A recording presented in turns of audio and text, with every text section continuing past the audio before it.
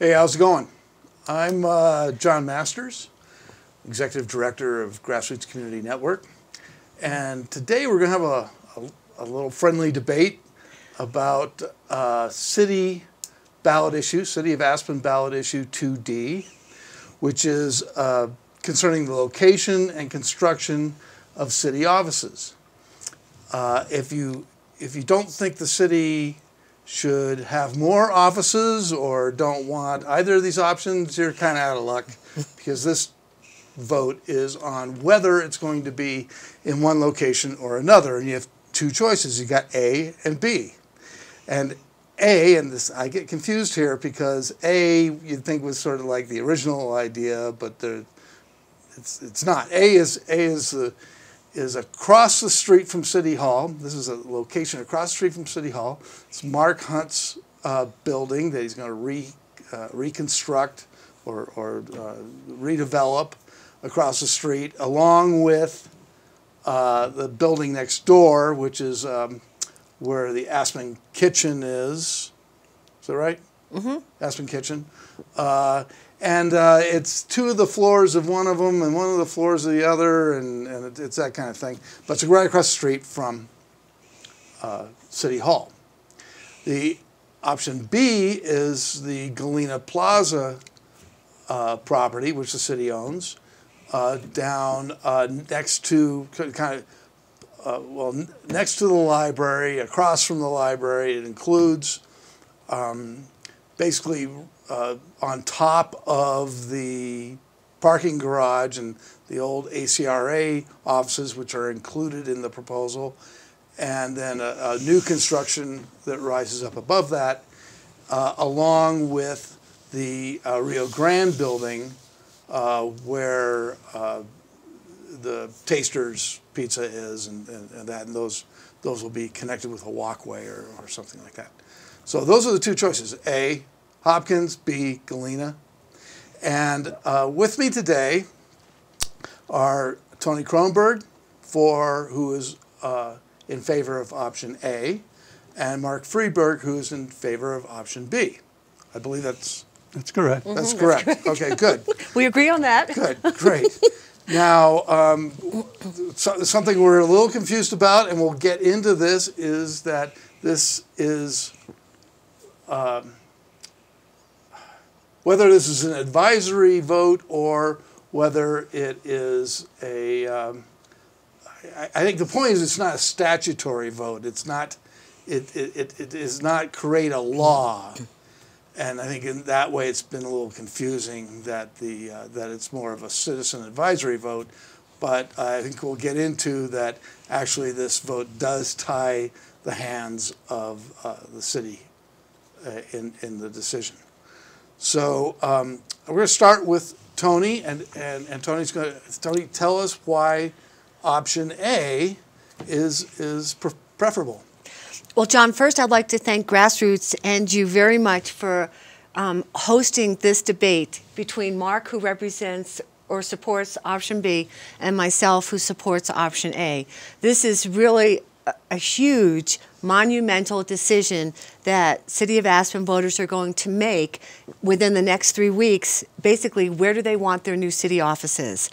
And the beauty of it is that the ballot question, it is actually a binding question. It states advisory on the ballot question, but there's a settlement agreement in place that both sides have agreed that we're not going to go back on our word. And our word is that whatever the voters choose, that we will accept that. So we have a very tightly knit settlement agreement that honors our word. And I know we're not going to go back on our word. Option A, if option A wins, and hopefully the city will stand behind their word. And this is a really exciting opportunity right now in Aspen's history, because in my opinion, option A is continuing the legacy of Mayor Eve Holmeyer from the 1970s, and also Mayor Clanderud back in 2006. When Eve, just a quick little history, when Eve was mayor, she very quickly pull together the funds through an open space fund and the transportation fund to buy what's known as a Rio Grande parcel. The uses that are in Rio Grande Park today, in the Galena Plaza, and where the visitor center sits right in front of the parking garage, those are the uses that Eve envisioned for the future of Aspen. Mayor Clanderud, when she was mayor, she actually adopted and signed what's known as the Civic Master Plan. And the Civic Master Plan made the Galena Plaza open space public open space, and it also made the Civic Master Plan a regulatory document, which basically said that city offices remain in downtown Aspen. The particular piece of property where the squabble is over is on the Rio Grande parcel and the Library Park Plaza. If a 47-foot tall building that's almost 40,000 square feet is put in the parking lots that's right in front of ACRA and it comes up onto the plaza, takes over the Tasters building, that legacy is going to be destroyed. And that's why I'm in favor of option A. Option A, the ballot question states, where do you prefer the location for new city offices? Why not put them right across the street from City Hall? We have a wonderful opportunity to connect City Hall with city offices across the street, and then the long-term plans are to connect it either via a tunnel with future councils or possibly a pedestrian bridge similar to what they have up at the St. Regis that connects across the street. It also, in future plans, will beautify even more Connor Park. And what I envision and what many people envision is that option A would become the city's own little community government center. When all this first got started, the police, the sheriff, and the county offices, everyone wanted to be on Galena Plaza.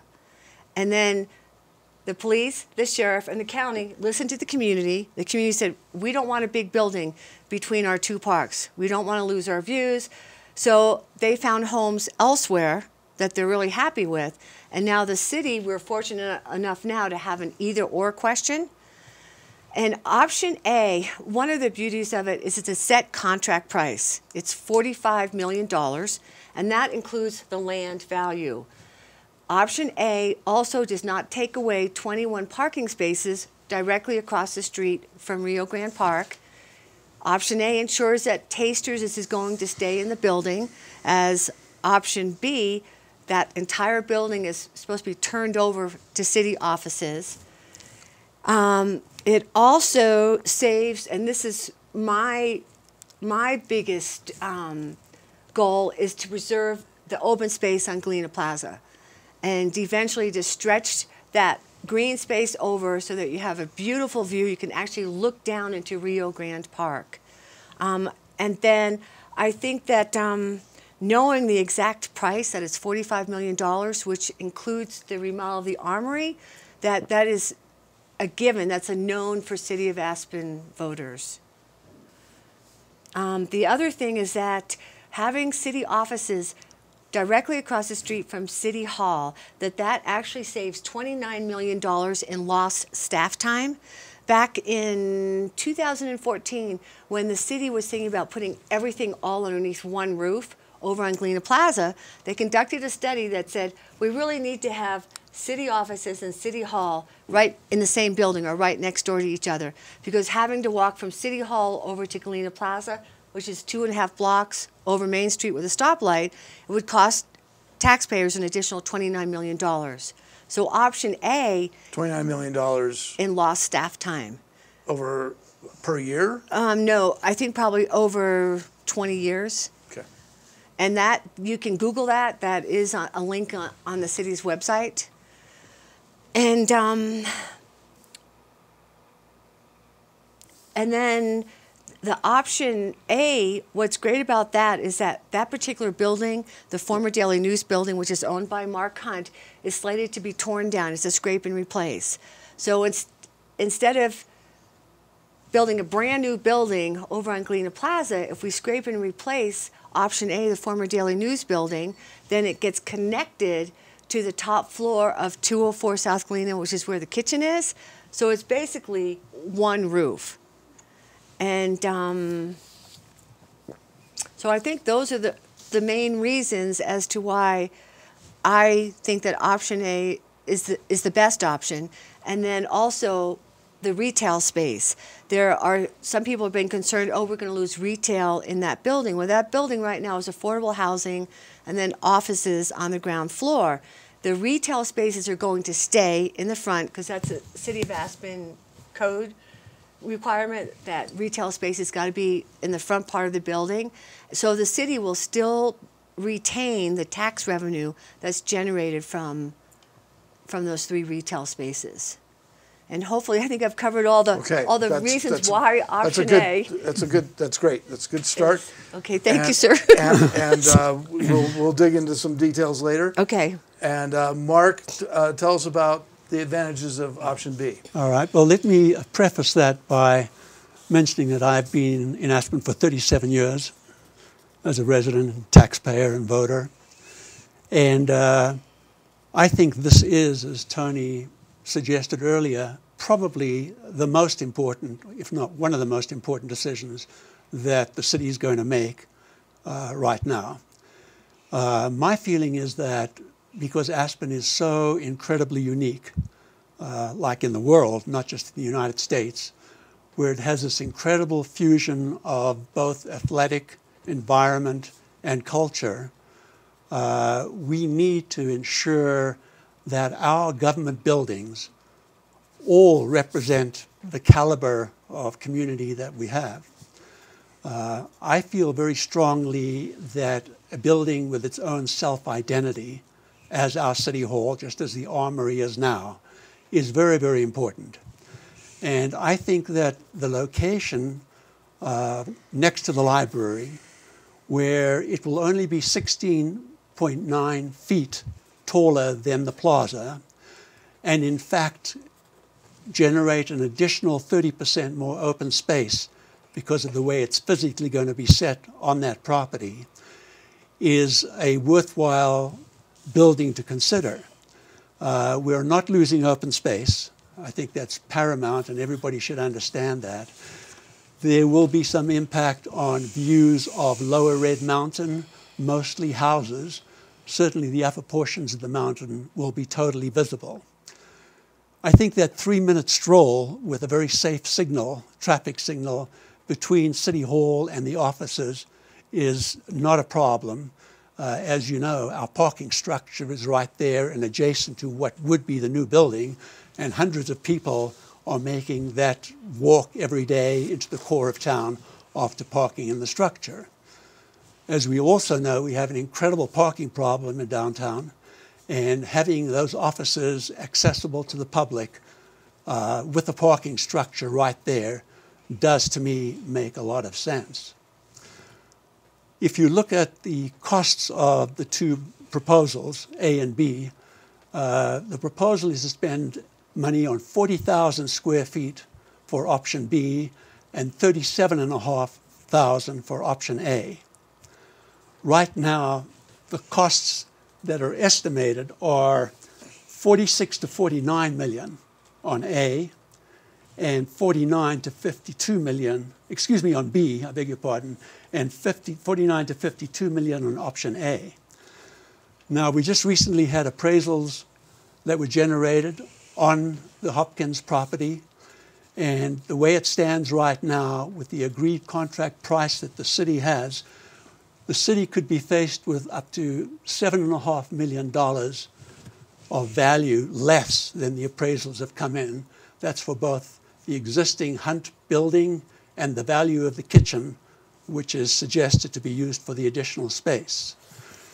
The other problem is that it would be a very inconsequential 2-door open to both city facilities. There would not be a clear identity for the public to know that those are our government offices. I think as far as the commute between the buildings is concerned, most of the people are going to be in the new building. So I don't see there's going to be a lot of traffic that's going to be generated by people going back and forth. And it's certainly going to be more convenient for the public.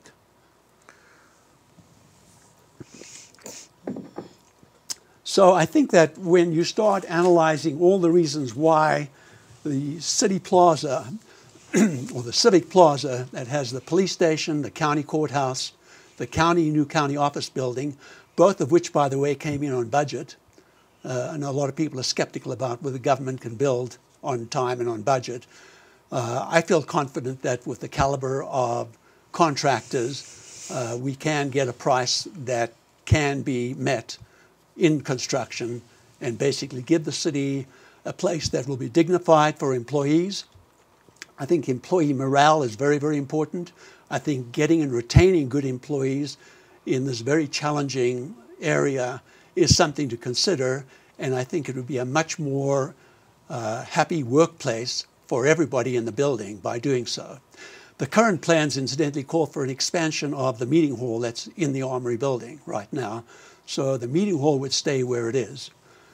So I feel very strongly that of the two options, both financially, environmentally, and physically, that I think the city deserves to have a building that we can all be proud of, that we're not paying money to a private developer to acquire space that under the current contract is far in excess of value, seemingly.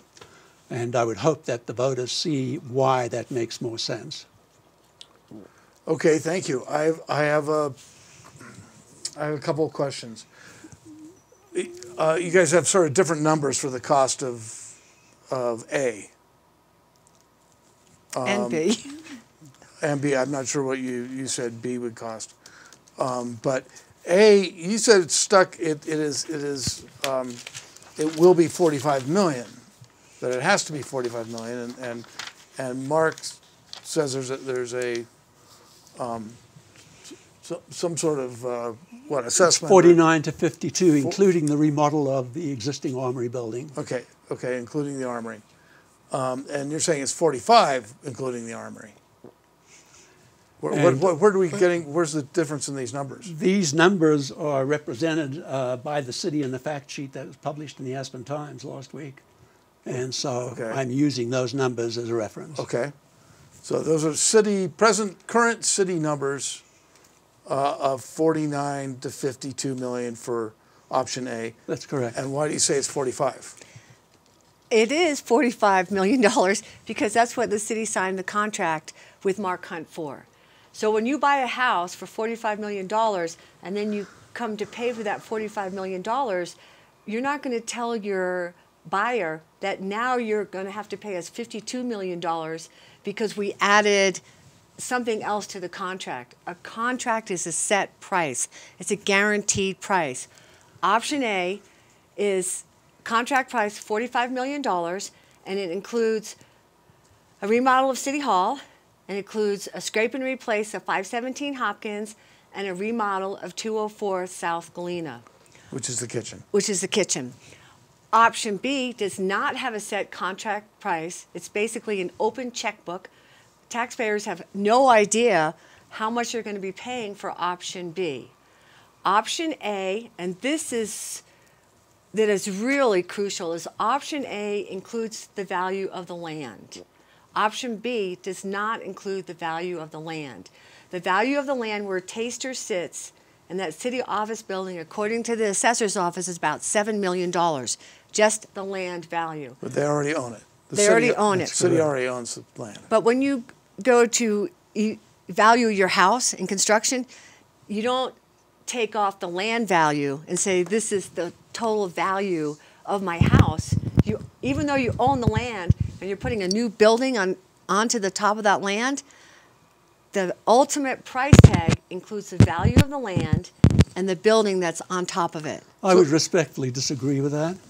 I think that if you already own property, the land, and you get a contract to build a house, you don't incorporate the value of the land. We're talking now just about improvements and change of improvements. So I take a totally different point of view, and as you know, I've been in real estate for 35 years. We would never do that. The value of the improvement is what is the material factor. And the Excuse me.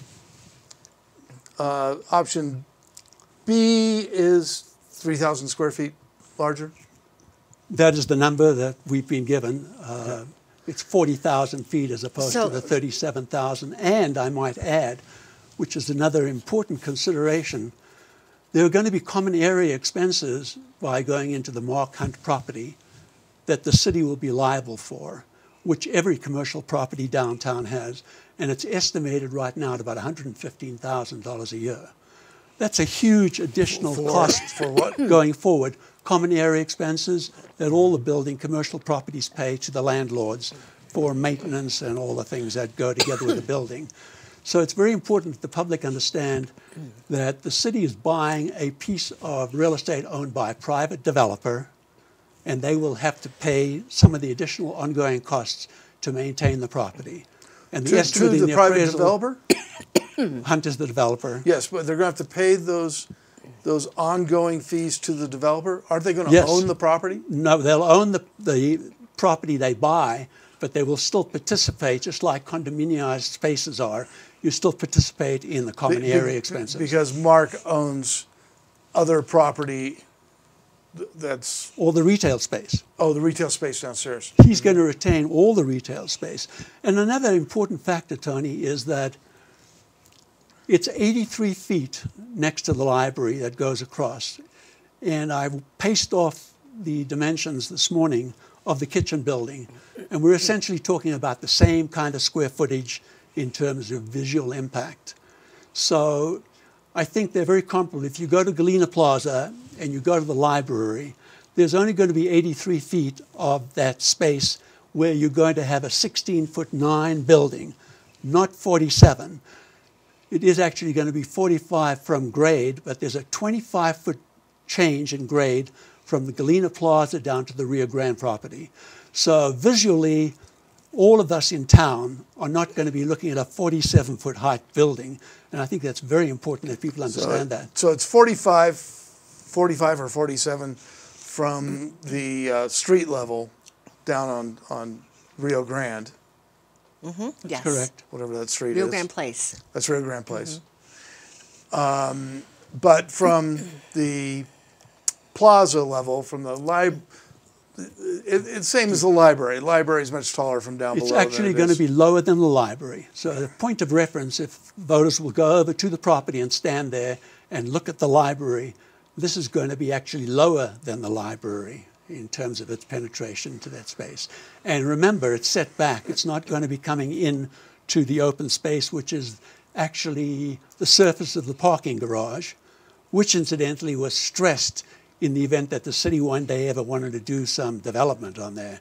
So that space, even though we commonly think about it as Galena Plaza, is really the roof of the garage. The plaza is really the turnaround area and the access down to the parking structure down below. Okay, now So- you're saying the building will take up some open space, some current open space. Mm-hmm. What we all experience as open space. So not true. Marc just brought up some good points. One about the value of the package deals, and then also the open space. And the building is roughly 47 feet. When you stand over at Rio Grande Park, which is home to the John Denver Park, the theater in the park, the skateboard park, polo, Ducky Derby, all the athletic teams, soccer, rugby, Ruggerfest, and you stand there and you look at that building, it's exactly the same height and square footage as the Aspen Art Museum. So if you go over to Sandy's Office Supply, stand there and look across the street, you cannot see the mountain anymore. There's only one difference with that, forgive me interrupting you, That's Tony, okay. is that if you stand on the Rio Grande property, the football field, the trajectory of your view plane is such that it goes right over to Aspen Mountain, just as it does with the library now. There's not going to be a blockage of view. If you stand in front of any of the structures in Aspen, you can't see anything because whether they're 30 or 47 feet doesn't really make any difference. And I think it's important that we don't exaggerate the impact of this building in terms of view planes because people who are on the rugby field where we have most of our activity, they're not going to be looking at a building that's going to obstruct the views of the mountain. So right now, if you stand at the parking structure in the visitor center, you can see the mountains right from that spot. But one of the points that I wanted to make was that the open space, we can go back and forth, and we will be having materials come out that will show exactly where the building's going to be. So where all the trees are in front of the ACRA, that's going to be replaced with a huge building, a monster building. And Where the parking lot is. Where the parking lot is. It's going to take away parking for the events, for staging, for people picking their kids up. Street parking is gone. That value, every single private developer in town has got to mitigate for parking. They just did the O2 application on Main Street, and they were short a quarter of a parking space. A quarter of a parking space. And they had to mitigate for that. The city, we are losing 21 public parking spaces between where the visitor center sits, that parking lot right next to Tasters, and the street parking, and the city's not mitigating for it. The parking garage are saying, well, we can pull those spaces into the parking garage. The parking garage is full. Every single day in the summer, that parking lot is full. You can't park in there. So the value of a parking space is what, about $100,000 these days? You take 20 parking spaces and they're gone. So we have lost, what's that, almost $2 million? So that has not been incorporated into the option B. But so far as the price tag goes, what I'm excited about is the fact that voters have a choice, and the choice is a location option. Both sides are saying the other side's overpaying for it. So I guess the best way to look at this is, which side do you want to overpay for? Do you want to overpay for option A or option B? And option A, the best part is you acquire a new piece of property. And there will never be another opportunity like this ever again. The only thing you have is Peaches across the street, or it's actually Aspen Brewing. You've got St. Mary's across the alleyway. You've got the Gap building. And then you have Steve Marcus's building where Kenichi and the law offices are, and Sugar. Never again will this opportunity come forward to own another piece of property in town. And can I respond to that? Yes, please. And the reason why I feel so passionately the way I do is I think that civic buildings need to be addressed differently from a commercial improvement. And I think that every city has city buildings or government buildings that do have identities, that do have differences compared to other buildings in their commercial chords. I think this is the best excuse and opportunity to, yes, have a little bit of variation in terms of requirements in order to get the end product, which to me is a really good city hall facility with really habitable offices that is convenient to everybody, not just the people who work there, but the people in the parking structure, the other government offices, and the downtown core. I think that the Marc Hunt property, especially with retail going in the direction that it is, I think that location is okay. It's not a AAA location. We have no idea what kind of retail spaces there will be in there. Right now we have a glut of expensive retail space in Aspen, in even more prime areas. I think it would be not a good thing for us to be faced with having city offices in a commercial building with a lot of vacant factors. And this is happening, by the way, in every city, unfortunately, whether it's San Francisco or New York, with the phenomenon of Amazon and the change in the retailing landscape. I think we need to address that as a consideration too, as opposed to having a city office building that is clearly identified as the city of Aspen. Okay, that's been a half hour and already yeah, half already. an hour. Oh yes, my goodness, yes. Mark! Thank you so much. Well, thank you. So I think we can understand why the city council is having a difficult time with this decision, because there's no they're two very different options, and they both have advantages and disadvantages, and so it's going to be up to the public and.